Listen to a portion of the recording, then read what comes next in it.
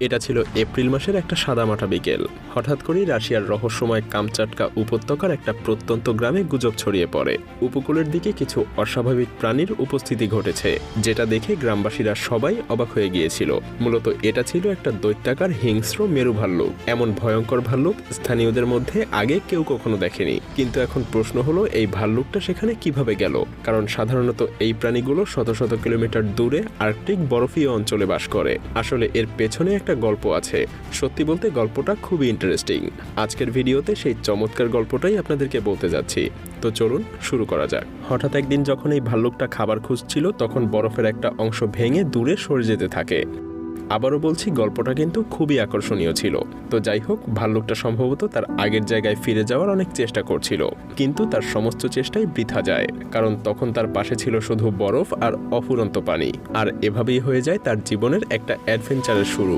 বেশ কয়েকদিন পর বা বেশ কয়েক সপ্তাহ পর প্রাণীটা একটা অদ্ভুত দেশে গিয়ে পৌঁছায়, যেটা ছিল তার কাছে সম্পূর্ণ নতুন আর একদমই অচেনা। প্রাণীটা তখন তার নিজ জন্মভূমি থেকে প্রায় 700 কিলোমিটার দূরের একটা অচেনা জায়গায় পৌঁছে গিয়েছিল, যেটা তার ধারণাতেও ছিল না। কিন্তু এতদিনে সে বেশ ক্ষুধার্ত হয়ে পড়েছিল, তাই সে নতুন জায়গা হবার পরেও খাবারের সন্ধানে বেরিয়ে পড়ে। ভাল্লুকটা খাবারের জন্য বিভিন্ন জায়গার মাটি খুঁড়তে থাকে, কিন্তু তার সব রকমের প্রচেষ্টাই ব্যর্থ হতে থাকে। কারণ এই নতুন জায়গাটা কেবল তার অপরিচিতই ছিল না, সেই সাথে ছিল প্রচণ্ড গরম আর তার জন্য উপযুক্ত খাবারের খুবই অভাব।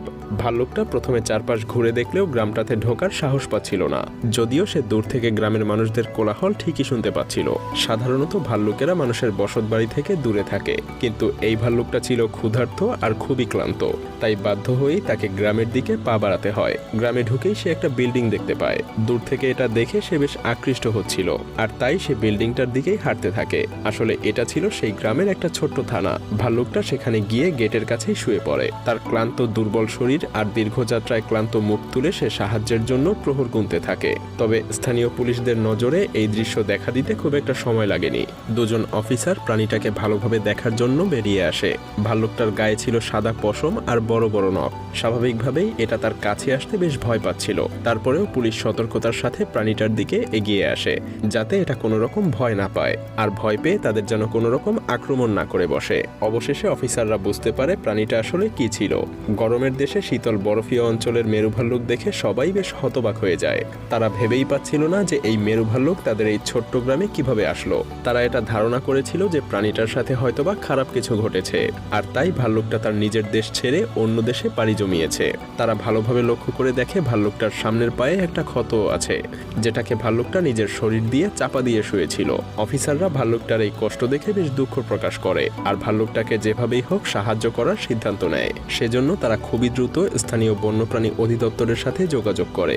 যদিও রেস্কিউ টিমও এই অস্বাভাবিক ঘটনার কথা শুনে বেশ অবাক হয়েছিল।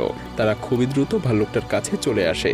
তারা প্রথমে ভাল্লুকটার পায়ের যত্ন নেয় এবং সেটাকে সারিয়ে তোলার চেষ্টা করে।